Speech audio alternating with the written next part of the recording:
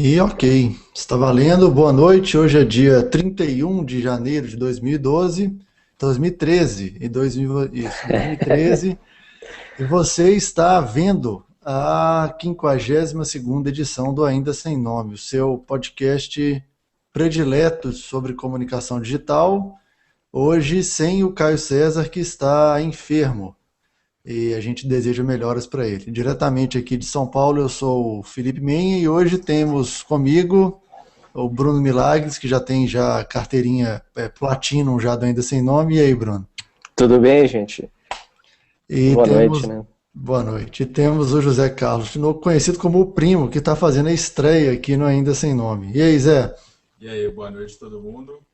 Prazer estar estreando no Ainda Sem. É isso aí.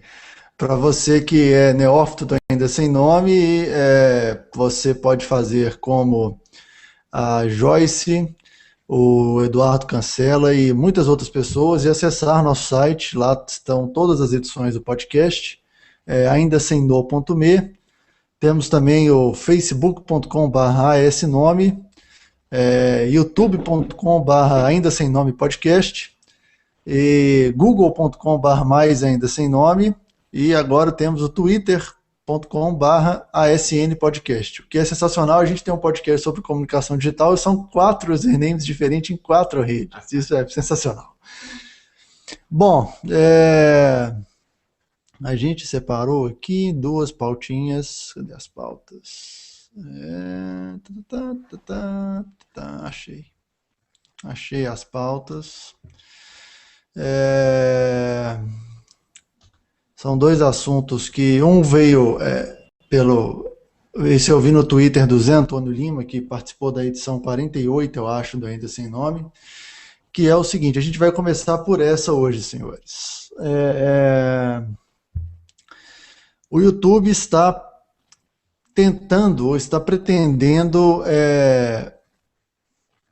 fazer um processo de você pagar pagar conteúdo. Pago, né?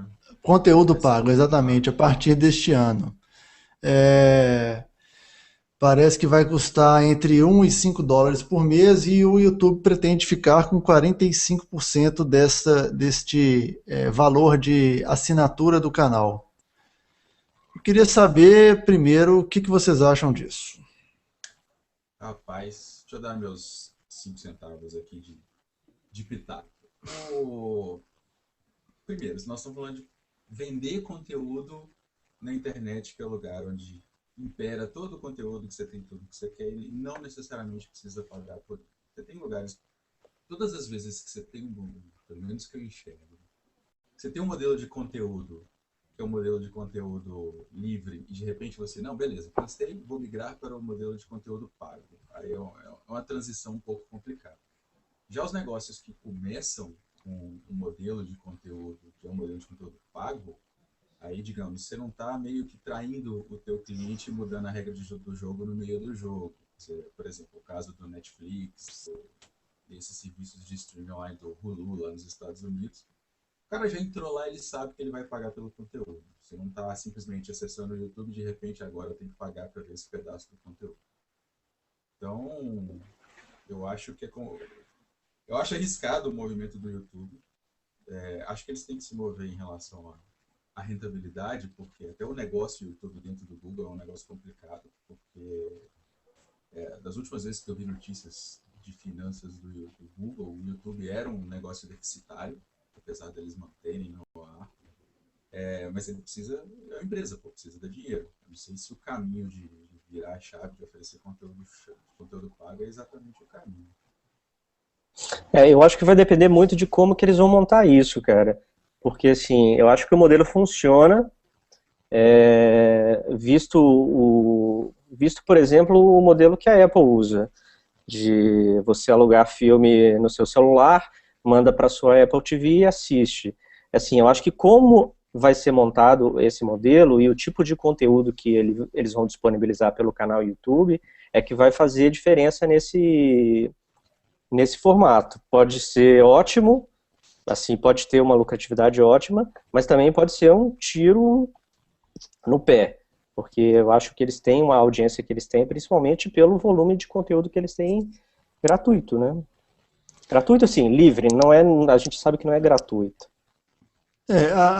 O que eu fico pensando assim, é, não seria um outro formato de ganhar dinheiro? Porque assim, hoje já tem aquele modelo dos anúncios que você vê na página, e eu tenho percebido que eles têm mudado. Antes eram só um anúncio que aparecia com um certo tempo depois do vídeo, agora tem aquele que são 5 segundos. Eu tenho percebido que canais, por exemplo, o canal do UFC, dependendo do vídeo que você quer assistir, ele te dá a opção seguinte: olha, ou você vê com intervalo no YouTube, gente, isso é uma coisa que para mim é surreal. Pois é. Ou você vê um comercial de, sei lá, 2 minutos antes de poder ver o vídeo que você quer ver. Eu acho que você pagar de $1 a $5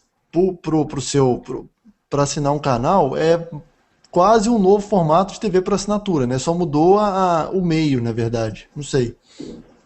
Então, mas eu não sei se eu associaria isso à marca YouTube. Porque quando você pensa em YouTube, você pensa no lugar que você entra e põe lá gatos tomando leitinho e vai aparecer o vídeo que você quer ver e que você não vai precisar ver, não vai precisar pagar nem esperar por ele. Hoje já tem o ponto que todo mundo acha meio intrusivo, que é aquele anúncio antes do vídeo.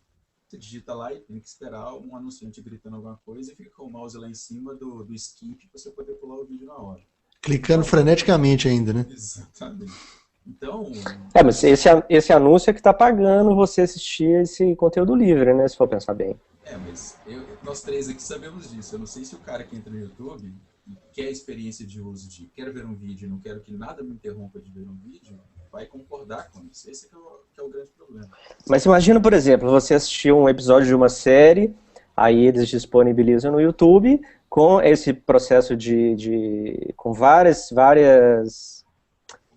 inserções, mas eles te dão a possibilidade de pagar 99 centavos e assistir sem interrupção. Então, o negócio é que hoje, por exemplo, eu sei que tem muito. Outro dia tinha um colega meu que via Cavaleiros do Zodíaco no YouTube. Algum maluco subia todos os episódios e ele assistia na sequência lá e tal. Esses dias eu até vi uma notícia de que alguém subiu o Django Livre, alguém colocou uma cópia pirata no YouTube. Então vai dar um trabalhinho para o Google fazer exatamente isso. Vai ter o vídeo que é o da emissora de TV que pôs lá, que é o canal pago, você vai pagar $1 por episódio, e vai ter o usuário que vai estar subindo a versão pirata dele. Então já tem uma limitação aí de moderação, digamos aí, que o Google vai ter que contornar. Não tem ninguém melhor que eles para contornar isso, mas ainda assim vai ter que ser contornado.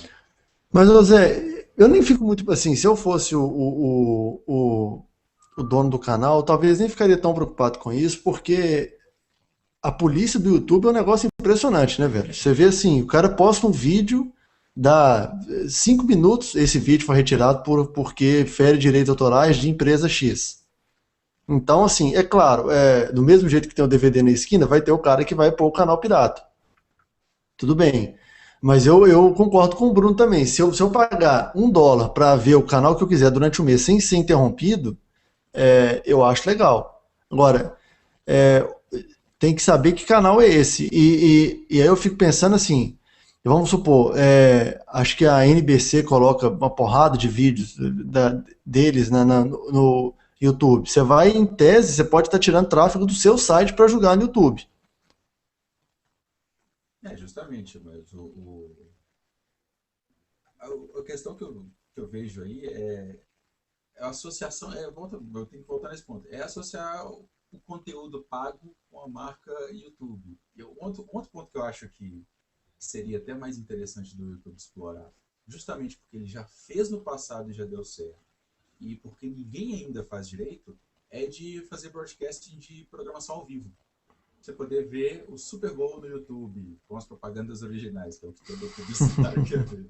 Ou poder ver o show de não sei o quê. Todos os eventos onde ele faz esse tipo de broadcast, tem um destaque legal, é um negócio diferente que você não encontra em nenhum lugar da concorrência, nem na Netflix por enquanto. Então eu acho que tem um filão talvez mais interessante para ser explorado nessa questão do conteúdo do ao vivo do que necessariamente do conteúdo claro. Eu pagaria para assistir o Super Bowl no YouTube. Eu pagaria também. Ô Zé, nossos espectadores estão perguntando se você puder falar um pouco mais alto ou mais perto do microfone, que deve ser embutido, né? Igual a gente tinha. Vai ser de bom grado. Tá, eu vou gritar aqui um pouco. A Red Bull, por exemplo, fez o Stratos, foi ao vivo pelo YouTube, não foi? O qual? Não entendi. O Red Bull Stratos. Foi ao vivo pelo YouTube. E foi assim, super, né? Exatamente. Uma super audiência. No meio da tarde. De domingo. E ao mesmo tempo, eu acho que a McLaren hoje lançou o carro pelo YouTube, o carro dela da Fórmula 1 esse ano, e eu acho que a Lotus fez isso na segunda ou na terça-feira. Tudo bem, são eventos pontuais. Se eu não me engano, eu acho que o UFC também você pode... Opa! Melhorou aí? Melhorou, mas deu um ganho, deu muito chiado. Então vou voltar. Isso. Melhorou. Ainda tá dando chiado, Zé. Esse calor de hangout é foda. De hangout. Quem sabe faz ao vivo. Quem sabe faz ao vivo, exatamente. Mas ainda tem uma restrição. Isso é outro ponto que é interessante falar também. Tem uma restrição de direito autoral no país, né? Pode ser que... Quer dizer, você tem que lidar com esse tipo de característica também. Porque eu prefiro pagar $5 para ver o UFC no YouTube ou vou pagar R$75 para ver o combate com a narração em português, que para algumas pessoas é um problema. Dependendo do narrador, então. Exatamente.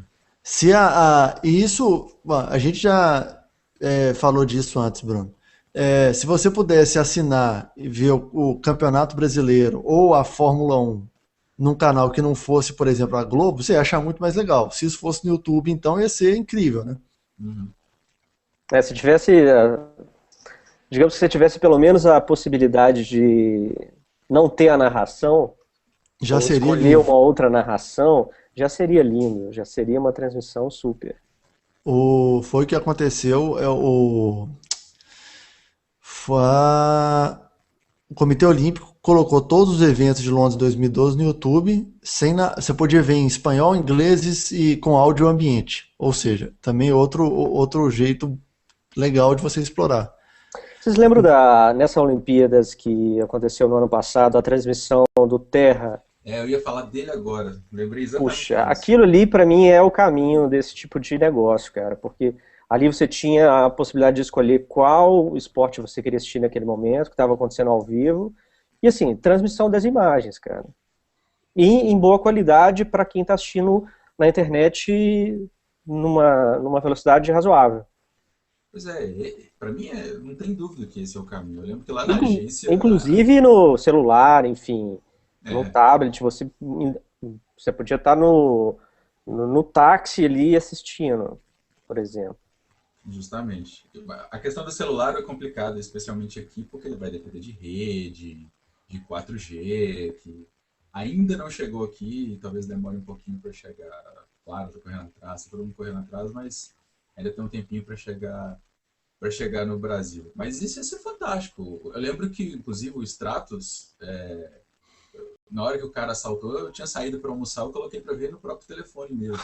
A qualidade ficou horrível, eu fiquei lá com a carinha assim colada no aparelho, mas ainda deu para ver. Isso sim é importante, porque aí você sabe que você está naquele momento que você não pode perder, mas você tem que trabalhar, você vai lá no trem assistindo, sei lá, a final lá do basquete olímpico que o Brasil está ganhando, alguma coisa assim. Aí isso é interessante. Agora, e mais um ponto. Tem que ser um canal que tem que oferecer muito conteúdo legal para poder valer a assinatura, né? Porque pelo menos o comportamento, o meu no YouTube, é de ficar andando. Eu dificilmente fico em um canal só, um ou dois canais. Eu fico lá dando voltas e voltas, viajando nos vídeos relacionados. Então, para valer essa assinatura, tem que a troca tem que ser justa, né? Acho que exatamente. Esse é o ponto de conteúdo na internet de uma maneira geral. Você tem que oferecer um valor que efetivamente faça o cara sair da passividade dele. Beleza, eu vou passar a mão na minha carteira e eu vou pagar por isso. Então, tem que ser uma experiência que valha mesmo. O lado bom é que eles têm, os parceiros de conteúdo são muito bons, é só ver a retrospectiva que eles fizeram só com os canais mais, com os conteudistas mais legais, tirando o Psy, obviamente, que caiu ali de paraquedas, mas foi a melhor queda de paraquedas, depois do cara do Red Bull Stratos,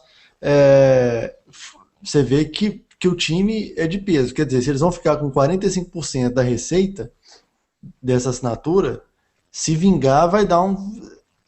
Não sei se vai sair do déficit, Zé, mas que vai ser bom para eles, vai.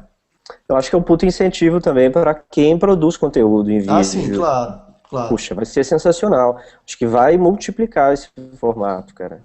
Você imagina, ok, não vamos falar Porta que dos sempre... fundos e parará.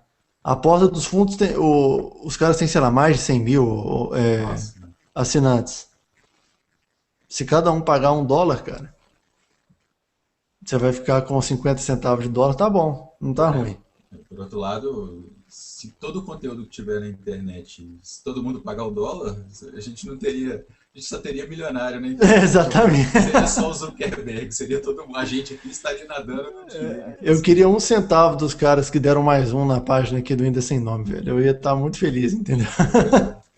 Só que não é um modelo que a internet não nasceu assim. Ela, inclusive, não nasceu para ser um veículo de negócio. Ela nasceu para, tirando o lado militar da origem da internet, ela nasceu para ser comunicação aberta e qualquer um entra e qualquer um dá a sua contribuição. É um negócio muito mais socialista do que capitalista, eu diria. Mas nada impede de você ter um modelo de um jeito de ganhar dinheiro em cima disso.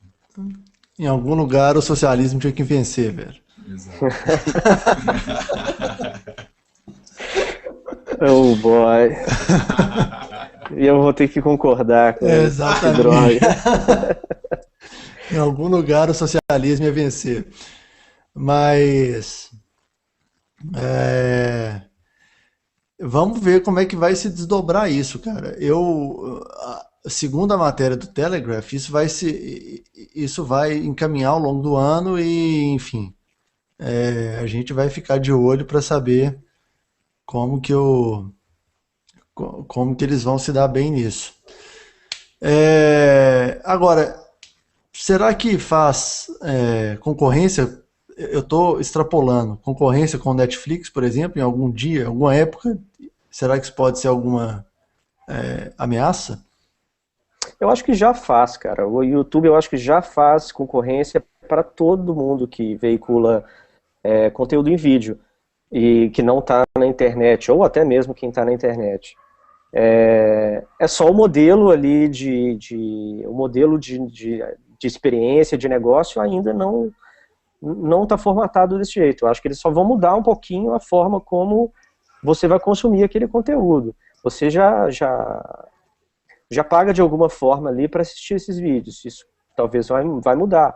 Mas assim, eu acho que a experiência para o usuário, principalmente se tratando do YouTube, eles não vão fazer isso de agora você vai ter que pagar. Né? A maior parte dos conteúdos você vai continuar tendo a mesma experiência. Mas eu acho que para alguns tipos de conteúdo eles vão abrir uma outra possibilidade que aí você vai ter essa experiência diferente. Eu sou super a favor, cara. Eu acho que rapidinho eles testam isso e colocam de pé. E vai ter muito conteúdo. Esse acho que é o principal, que eu acho que está até na raiz da ideia do próprio Google de fazer isso, que é poder pegar todos esses caras que tem a produtorazinha de vídeo, que são os videomakers e que eventualmente nunca vão conseguir colocar uma programação na HBO, mas que, porra, eu vou colocar aqui no YouTube e vou fazer isso render um troquinho para mim. Só que tem que ser fazendo uma analogia até com a App Store, tem que ser o Angry Birds do vídeo, o que faça você querer desembolsar o seu um dólar lá para poder assistir. E é mais complicado um cenário de produção de vídeo, você não tem um quesito artístico aí que é mais difícil de atingir do que se atinge com um aplicativo, por exemplo. Então, achar conteúdo de qualidade para rechear o YouTube de canais de qualidade que efetivamente deem receita, aí é que está o desafio do Google para esse modelo de negócio dar certo. A nota de corte para fazer um negócio bem feito em vídeo é maior, né? Exato. É bem mais difícil. O investimento em produção também é outra coisa, né? Ah, sim. Mas isso barateou, porque, por exemplo, o cara com a GoPro, ele faz um vídeo profissional sem muito trabalho, e faz filmagens que eram difíceis de conseguir. Meu chefe comprou uma GoPro, tirou férias no Caribe e tá lá no YouTube os vídeos de mergulho dele. Então, e a câmera, por ser alta definição, ela já faz grande parte do trabalho de embonitar as coisas. Então, nunca foi tão fácil produzir conteúdo em vídeo quanto hoje. Claro que ainda não é barato, porque a GoPro ainda tem lá o seu precinho salgado, mas é mais fácil do que era, sei lá, há 10 anos atrás, com certeza. Ah, sim. Mas ainda tem eu acho que até, óbvio, também as máquinas ficaram mais acessíveis todas. Eu tô falando desde DSLR, GoPro, até a máquina para você fazer a edição do seu vídeo. Mas ainda tem um componente que eu acho que eu acho que é o mais difícil, é a operação e o bom gosto do editor, sabe? Uhum. Porque para fazer vídeo, é o exemplo que eu falo assim, vídeo de inauguração de concessionária é o mais fácil que tem. Agora, fazer um negócio nível assim, que você vê, eu que estou nessa onda agora do mercado de casamentos, como consumidor, não como fornecedor, a galera de vídeo de casamento é uma que investe e está fazendo bem feito. Uhum. E você paga por isso. Mas ainda bem que eles não vão fazer um canal. Se bem que isso é até um mercado, velho. Você fazer um canal no YouTube, $1, só com vídeo de festa de casamento, a mulherada vai assinar freneticamente. Tá aí, hein? Ideias no Ainda Sem Nome. Ideias ainda sem nome, trends. Vai ser interessante. Agora, vamos ver também quais serão os segmentos de vídeo que vão se beneficiar com isso. Eu acho que quem gosta, por exemplo, assim, essa galera de comédia talvez vai ganhar uma grana boa. Segmento esportivo vai se dar bem, principalmente os que não têm cobertura local ou um evento internacional que a cobertura local ela é fraca. Potencial tem, na minha opinião. Não, potencial, a raiz disso aí é aquilo que a gente tinha falado. Vai depender muito do olho de quem colocou o conteúdo ali. Porque uma vez que você começar a gerar um buzz de que putz, só tem conteúdo fantástico nos canais pagos do YouTube e você começar a achar que vale a pena desembolsar esse real a mais, aí eu acho que vale. A grande questão é essa curadoria do conteúdo fantástico que vai aparecer. É aquilo que a gente falou, os Angry Birds do vídeo. E até a Rovio vai ser citada, Rovio vai ser citada na nossa próxima pauta, aqui em breve, por sinal.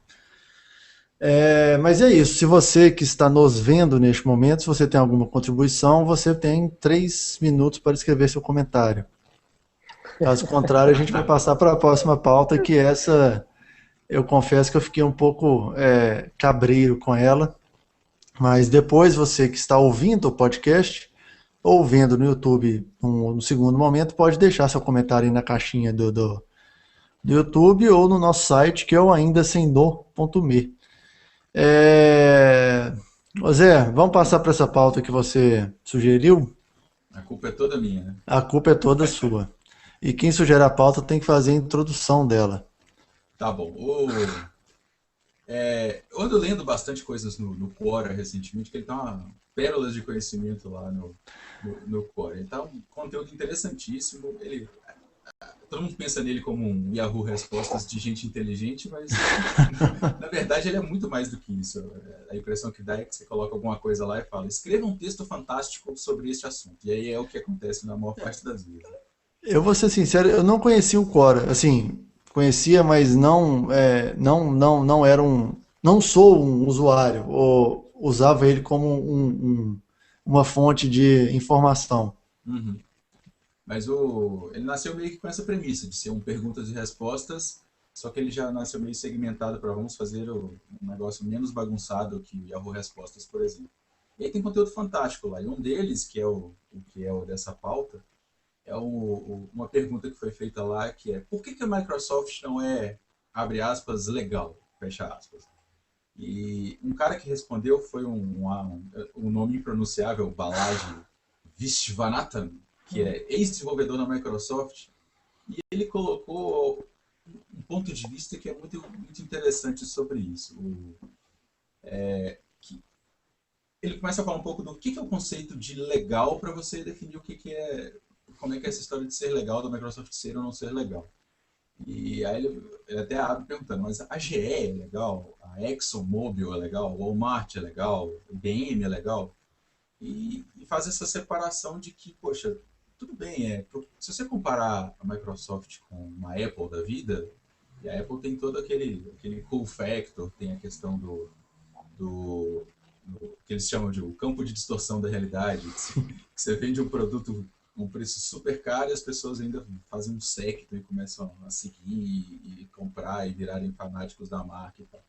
E aí ele faz essa comparação de, poxa, uma coisa é você ser legal e você ser o contra a cultura e querer se destacar por fazer um negócio diferente. Outra é fazer o que a Microsoft faz, que é concorrer no mercado, que é o mercado, o enterprise, que é o mercado das empresas, o que você usa no seu trabalho mesmo. E nesse mercado, o que destaca as pessoas, as empresas, não é você ser o inovador, você ser o diferente, você ser o contra a cultura. É você ser exatamente o que se encaixa naquele ambiente. Ninguém vai para o escritório de advocacia de camiseta. O padrão é o terno e gravata. Então a Microsoft é como se fosse o terno e gravata do mundo corporativo do ponto de vista de software. E aí ele faz essa comparação, e isso que eu achei interessante nesse comentário dele. E aí fica até a pergunta para a gente, até para startar a conversa aqui, né?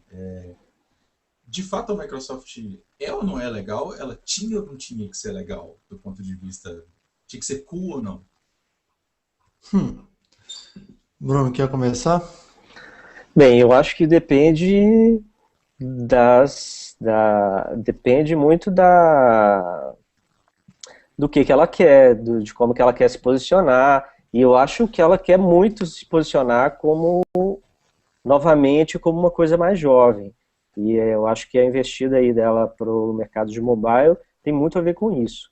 Em contrapartida, eu concordo totalmente com esse posicionamento de que no mundo das empresas, no mundo corporativo, a Microsoft ainda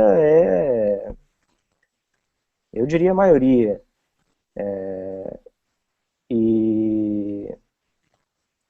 E ela deixou de ser legal, deixou de ser cool, porque ela envelheceu mesmo. Ela é a mais velha aí dessas todas dessas grandes que a gente, das 4 grandes agora. Ela é a mais antiga. Ela já virou tiozona. Mas teve algum momento no passado que ela já foi legal, você acha? Eu acho que ela foi legal quando ela é exatamente o que o cara fala, assim. Quando você usava DOS, ela era muito legal. Apesar da defesa do cara ser totalmente apaixonado porque ele trabalhou lá, assim, uma das várias ponderações interessantes que eu achei é a seguinte: primeiro é a questão do Davi Golias. Ela era cool quando ela lutava contra a IBM. Quando ela virou mainstream, ela deixou de ser cool. Mas o problema é que ela era careta e era reconhecida ou era estigmatizada por fazer produtos ruins.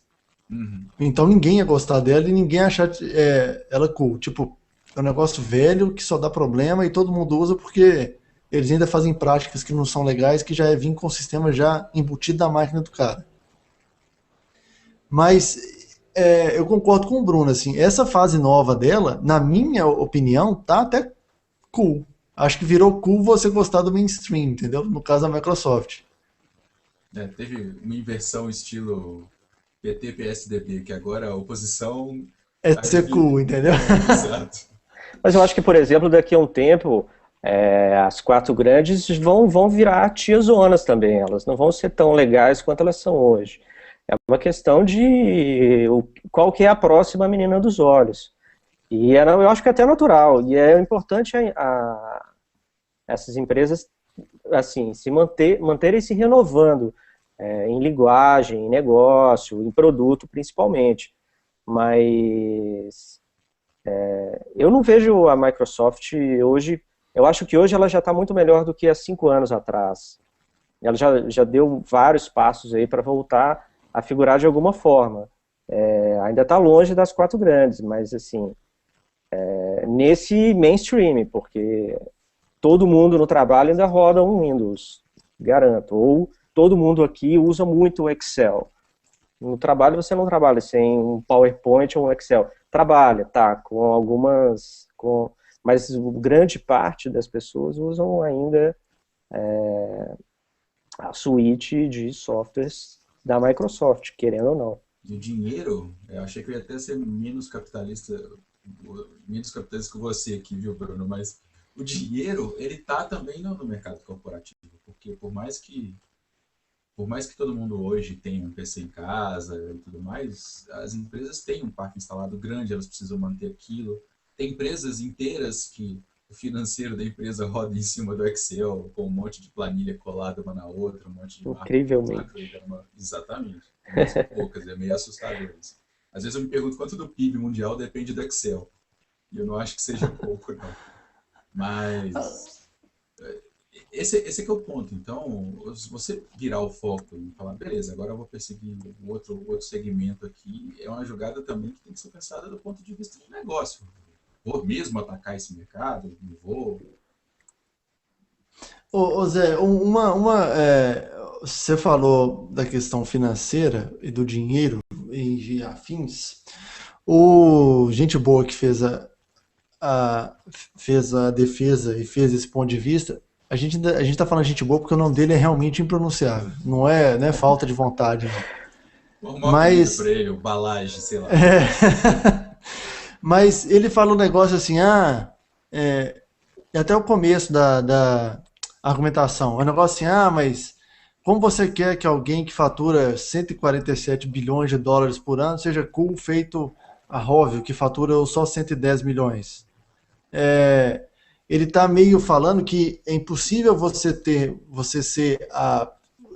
estar na lista da Fortune, nos 10 primeiros lugares e ser cool ao mesmo tempo. Eu não sei se o caminho é esse, assim, eu acho que é mais segmento de negócio. Você não quer que a Exxon seja descolada, entendeu? Assim, é inviável, mas eu acho que tem jeito de você que trabalha com tecnologia, entre aspas, ter um posicionamento melhor e menos caretão do que, obviamente, uma empresa do ramo de óleo e gás. É, ele fala também, assim, antes disso, só eu que penso. Não, eu queria falar sobre isso, que é um assunto que eu falei eu não sei com quem que eu estava conversando sobre isso essa semana. Que eu acho que um pouco eu acho que isso vai mudar um pouco, porque assim, os modelos que a gente tem hoje de empresas de sucesso está mudando, ou pelo menos o mainstream está totalmente diferente. Então, acho que daqui a pouco elas todas vão desencaretar porque o modelo a ser seguido ele está menos careta. Então, assim, e eu já vejo isso claramente em várias empresas que há 5 anos ou há 10 anos atrás todo mundo trabalhava de terno e gravata. E hoje já não trabalha mais. E elas em empresas muito caretas. Exatamente. Esse Eu acho que ponto também é um momento de transição que a gente está. Esse ponto é importante porque, até entrando naquele papo de geração Y, geração Z, esse pessoal não é o pessoal que vai um dia, poxa, quero trabalhar na ExxonMobil, quero trabalhar na IBM de terno e gravata. São as pessoas que querem um ambiente de trabalho mais parecido com o da. Qual que ele citou que era pequenininha lá? Ah, óbvio. A Rovio. Então, eles querem trabalhar numa empresa naipe da Rovio, que você chega lá e o cara bota um rockão pra tocar e os caras ficam programando.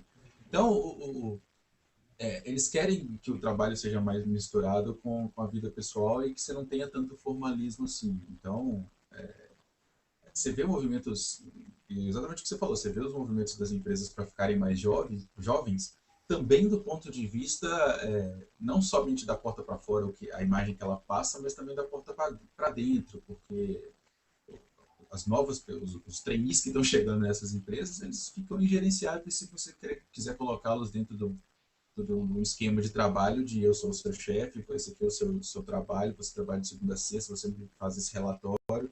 Eles querem poder criar, querem poder ter outras ideias aí. Então, Eu acho que até os próprios chefes já estão seguindo outros modelos que não os modelos mais antigos. Então, assim, a gente vai naturalmente, gradativamente, passar por esse processo de desencaretar o mundo corporativo. Eu também rezo para isso. todos nós. O Luiz Carlos Fernandes pergunta onde eu postei o link para esse comentário do como é que chama o cara, Zé? Do Barage? Balage. Vixe, vai Natan. Ô, Luiz, a gente vai postar. Eu não consigo postar link nos comentários do YouTube. Nem quando eu sou o cara que está fazendo o Hangout. Mas a gente vai colocar assim que a edição estiver pronta. E aí você vai ver lá sobre o que nós estamos falando. Infelizmente. Desculpa interromper aí a discussão. Tá, mas se ele quiser procurar, é só ir no Quora lá e procurar Why Isn't Microsoft Cool? Então... Isso, Quora.com, faça seu login com o Facebook ou com o Google, e aí você procura lá Why Microsoft Isn't Cool. O que é legal é que na pergunta, assim, o cara faz a pergunta e fala assim, vocês escrevem aí, eu acho que o senso geral é isso, o que vocês acham? Aí vem os... Mas fazendo aqui um parêntese para falar do Quora, quando eu conheci o Quora, ele só tinha perguntas e coisas assim muito nerds. Então se você colocasse uma pergunta lá sobre Star Trek, ia ter um monte de coisa. E agora que está começando a ter outros conteúdos diferentes. Eu acho que o Quora ainda não os trolls ainda não chegaram no Quora. Então ele ainda é legal. Mas assim, esperamos que ele fique assim. Ele tem um esquema de promoção de conteúdo. Essa resposta lá do Balage, ela é votada e as melhores respostas são as mais bem votadas. Então a dele, os trolls vão ficar para baixo nos comentários. Os caras que respondem bem vão ser mais bem votados aí que tá o negócio. É isso aí. A não ser que um troll venha e saia voltando o comentário dele até... Trolls são trolls, cara. Trolls são trolls, não se esqueça. Eu estava olhando depois a lista das 500 maiores empresas que a Fortune faz, que é um dos argumentos do Balage. Aí eu fiquei pensando assim, será que tem alguma dessas empresas que não que é cool? Eu confesso que não olhei o nome por nome das 500, mesmo porque eu tenho muito mais coisa para fazer ao longo do meu dia. Mas... será que dá? Assim, eu tinha pensado na Red Bull, mas a Red Bull não faz nem cosquinha, né, que está em número 500, entendeu? A Red Bull faturou 4 bilhões e meio de dólares em 2011. Não, ela teve receita de 4 bilhões e meio. E ela consegue... tudo bem que tem outros negócios, etc, mas, enfim, ela é o mainstream do segmento de energético, saca? Mas o mercado de energéticos não é o mercado do tamanho do mercado da ExxonMobil. De jeito nenhum. Não, eu tô falando que se a gente sempre pensar na questão Davi contra Golias, você vai começar a achar a Red Bull paia e achar o Burn legal. Se bem que o Burn é da Coca-Cola, vai achar o Everlast legal, sei lá. Você vai achar algum negócio que é mais cool porque não é mainstream ainda. Entendi. Ó, eu tô rodando aqui a lista e a Apple é a 17ª. E até aqui é só careta, cara. Careta, careta, careta. Se te passar a lista aqui, vai ser muito engraçado. Vai ter muito banco, vai ter. Eu acho que a Petrobras é a oitava, aí tem um Banco do Brasil, exemplo, né? A Friboi tá aí também, das brasileiras. Putz, friboi cu é um negócio complicado de pensar, né? A gente mata boi. Somos legais. São os legais. Mas é um comentário, esse comentário do Balage é muito legal, apesar de eu faço essa ressalva. É, ele faz a defesa até apaixonado demais. Tem muito viés em cima do fato dele ter trabalhado e gostado de trabalhar na Microsoft. Mas tem umas ponderações interessantes. A questão da empresa ser a identidade do dono e que quando o Bill Gates saiu da presidência, ela caiu, a Microsoft deu a caída e é o problema que está acontecendo com a Apple hoje.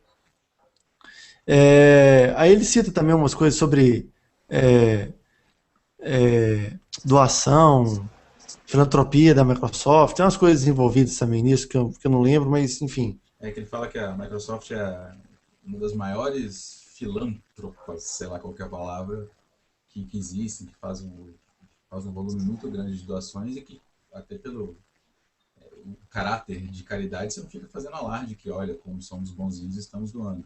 Mas que é um ponto para se considerar também. E aí até um viés interessante, porque que até o próprio, já até esqueci o nome do cidadão, comenta, Balage. o Balage fala no comentário dele, é que a gente precisa, o mundo onde a gente vive, as pessoas às vezes estão mais preocupadas com o filtro lá do Instagram, que deixa suas fotos mais bonitas, do que efetivamente ter estrada e eletricidade e tal. E aí é o ponto que você olha lá no ranking da Fortune, que as empresas que estão lá são empresas que efetivamente fazem o mundo girar. E, tipo, sem o seu Xbox, o mundo continua funcionando, embora levemente mais tedioso. É um ponto que a gente não pode deixar de considerar. Ele compara, ele compara os prêmios Nobel com a Lady Gaga, né? É, Fala que as pessoas são mais preocupadas com a Lady Gaga do que com os caras que ganham. Não, ela tem mais mídia do que todos os prêmios Nobel juntos na vida. Terão algum dia.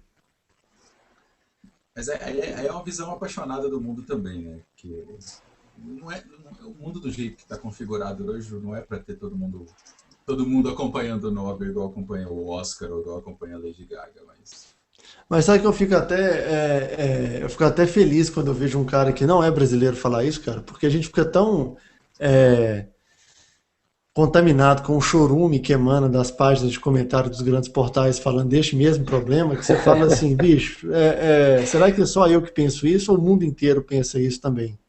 É bom saber que é um problema mundial, entendeu? Não é um problema exclusivamente nosso. isso é verdade. Ainda bem. Ou não, né? Quer dizer, a gente podia reconfigurar o planeta de uma outra forma. Mas aí eu já não sei. Aí a gente vai divergir da discussão tecnológica ou de comunicação para a discussão quase, Paladina. quase paladina. Esse é o assunto para, sei lá, um podcast que tem um nome talvez diferente. Sei lá. Os paladinos da internet, já pensou, cara? Os paladinos da internet. É o podcast filosófico. Agora, para encerrar, há um caminho para a Microsoft. Se o consenso geral é que a Microsoft não é cool, há um caminho para ela voltar a ser? Além Acho que, dessa fase mobile? acho que um pouco é isso, é renovar as pessoas, renovar os produtos. Isso tudo contribui, cara. Ô Bruno, você postou um link falando no seu Google Plus, falando sobre como os designers são os melhores estrategistas de marca, ou alguma coisa parecida. Tô extrapolando o assunto. É, seria, eu posso dizer que Eu tenho percebido que o site da Microsoft tá menos sisudo, está mais leve, a interface do Hotmail, do Office, enfim, dos produtos estão nessa linha. Você acha que isso ajuda a mudar a ideia da marca? Eu acho que ajuda, cara. E eu, óbvio, vou puxar a sardinha pro meu lado, né? Design vai salvar o mundo. Mas eu acho, cara, que é um pouco de tudo, cara. Não é uma coisa só que vai mudar a imagem da empresa. Isso começa pelos produtos, passa pela imagem que ela passa por tudo, cara, por como que a empresa funciona, de baixo para cima e de cima para baixo. Falta tirar o Jonathan Ive da Apple e pôr na Microsoft, né? Aí resolve o problema. Mas eu acho que é mais eu acho que é mais uma questão de cultura. Acho que não depende de um Jonathan Ive, sabe? Depende mais de uma cultura do que de uma estrela. Não acredito nessa. Não acredito que o design vem de uma estrela que faz tudo, não é um gênio. Puxa, é um monte de gente ali fazendo um monte de coisas importantes. Mas essas pessoas fazendo esse tanto de coisa, elas precisam normalmente de um norte, vai. É isso Todas aí. as grandes mudanças que a gente, pelo menos, você pensando assim de repente, as grandes mudanças de cultura ou de rumo operacional, elas sempre tem um cara lá na frente que conduz aquilo. Eu dei o exemplo do Steve Jobs, o exemplo até do próprio Stallman na Microsoft, que tem as polêmicas dele, muita gente questiona a maneira que ele trabalha, mas é um cara que ele não passa despercebido. E, queira ou não, empresas, é um negócio que eu aprendi a duras penas, empresas são feitas de pessoas. E você coloca um quadrinho na parede escrito: nossa missão é fazer produtos que atendam o mercado corporativo de maneira salutar e que preserve. Não funciona. É muito mais a questão do líder carismático. Ainda faz a diferença mesmo no mundo corporativo, quadradinho, certinho, porque, queira ou não, a gente ainda é gente, a gente ainda evoluímos muito desde a época das cavernas, mas a gente ainda precisa de um cara que está lá na frente da pedra falando: é por ali, vamos todos juntos. Não, precisa de alguém que puxe isso. O que eu não concordo é que, principalmente no caso da Apple, isso se construiu muito em volta de uma imagem de um salvador, de um cara que pensava e fazia tudo. E aí agora você começa a descobrir que tem mais um monte de gente lá dentro que fez um monte de coisas. Eu acho que, por exemplo, no caso do Google, a política deles de pessoas é tão ou mais importante do que quem direciona a empresa agora, sabe? E até que está fazendo um ótimo trabalho. Exatamente. Esse é o grande diferencial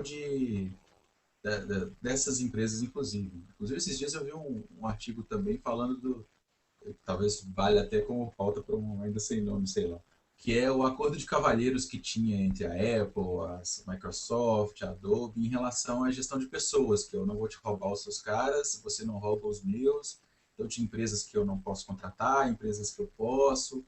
Então, a retenção de talentos nesses lugares era um negócio tão importante que Steve Jobs se envolveu diretamente, o Larry Page se envolveu diretamente no Google. Então, a questão das empresas feitas de pessoas e das pessoas sendo destaque nesse ponto ainda é muito evidente, eu acho. Quer dizer, o que você falou aí, eu acho que foi na mosca. Quer dizer, o fato do presidente da empresa se envolver nisso mostra o quanto isso era sério dentro daquele ambiente ali, né?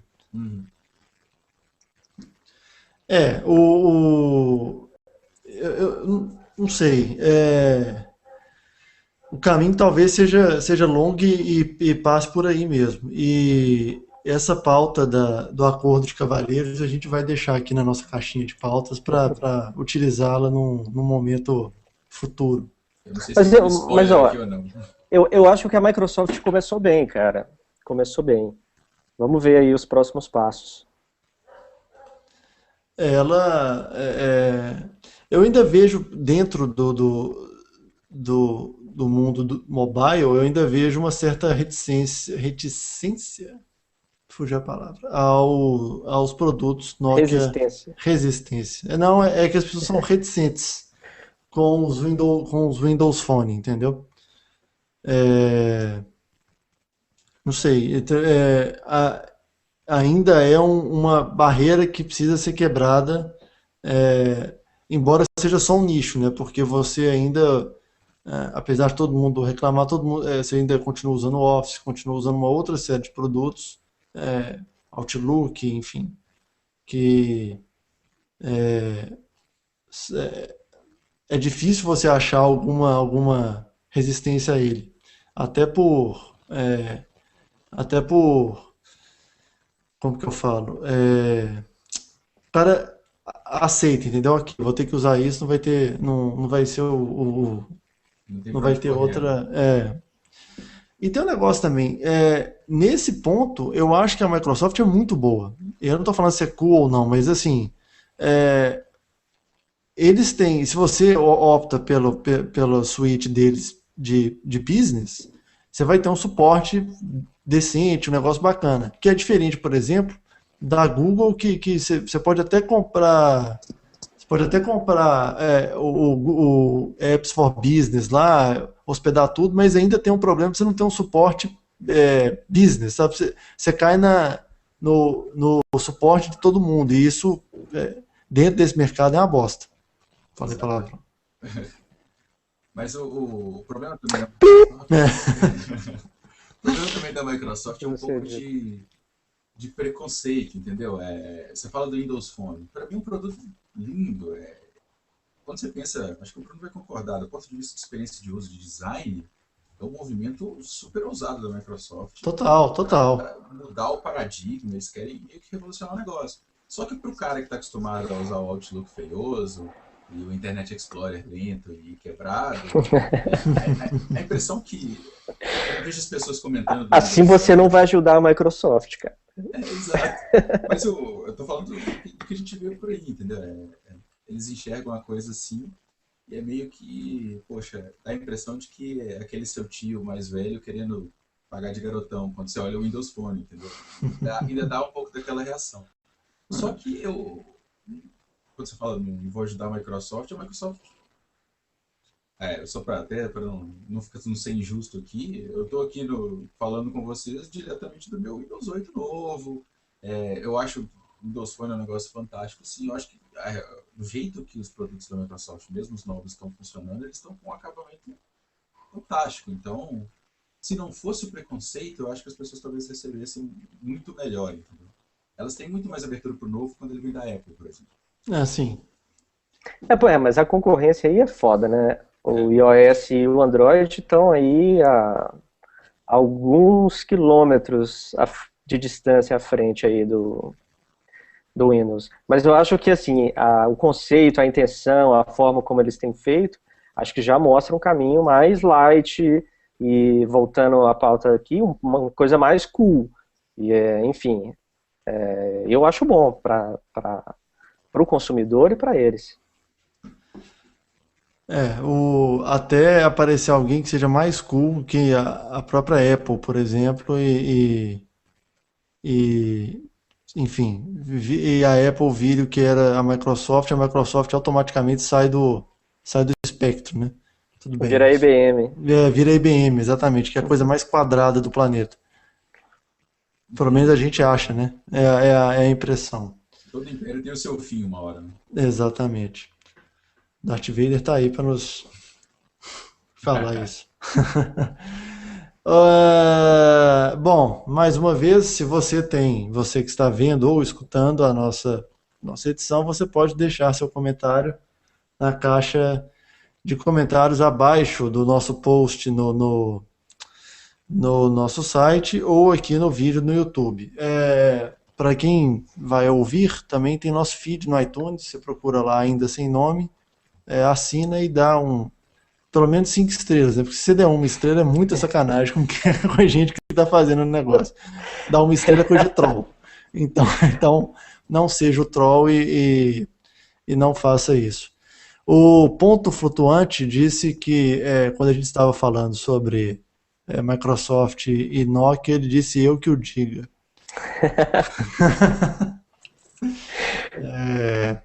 Enfim.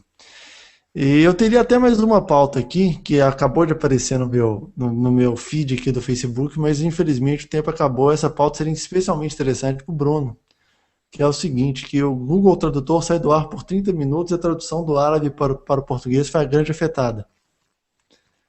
Significa que a massa também conhecida como torcida do Atlético Mineiro, estava a fim de saber o que o Twitter do Algarafa estava falando sobre Atlético Mineiro e Diego Tardelli. Não é só a torcida atleticana que estava acompanhando, não, viu? Dou só essa dica. Mas aí é uma outra pauta para a gente fazer aí mais para frente, que é a relação da torcida atleticana com o Google Tradutor, essa relação de amor aí com a língua árabe. Senhores, considerações finais?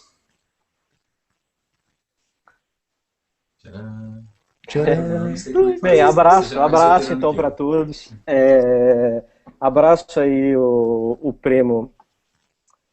E Cabeça, eu acho que a gente se fala no domingo, né? Só se o resultado for favorável. Ô Zé, tem uma prática aqui do Ainda Sem Nome que é o seguinte, cara. Você deixa seu usuário do Twitter, seus meios de comunicação, e você ganha 2 seguidores. Isso é super garantido. Se as pessoas querem falar com você, como elas... Eu ganhei 2. Tá vendo? Eu agradeço de coração o follow aí. Beijo, me followa.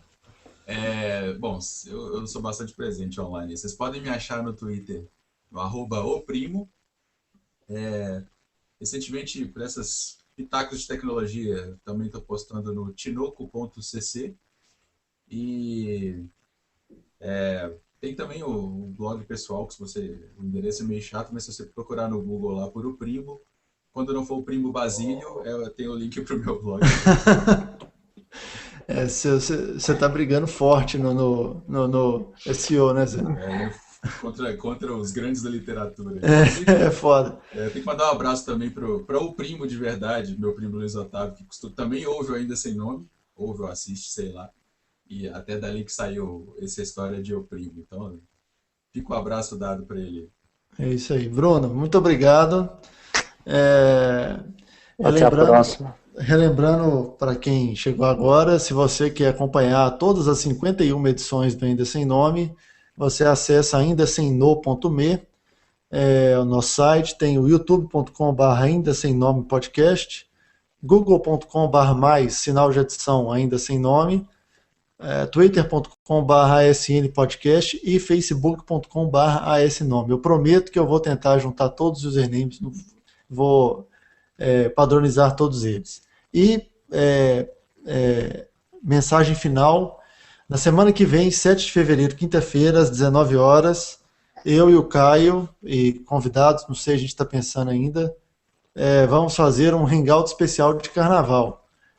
Uma ação que o Google Plus, a gente entrou nessa onda aí do Google Plus, desse especial de carnaval, e às 19 horas nós vamos falar sobre comunicação online e carnaval. Um tema sensacional que a gente vai descobrir o que nós vamos fazer ainda. Mas se você estiver ligado, se você ainda não se preparou ou estiver se preparando para entrar como alcoólico nos 5 dias seguintes, você pode ter a sua chance de participar com a gente do Ainda Sem Nome. É isso aí, essa foi a edição 52 do Ainda Sem Nome, torcendo para a melhora do Caio, que ele encontre o seu prumo e seu centro de gravidade novamente. Eu sou o Felipe Men, o Cabeça, um abraço e até mais. Valeu!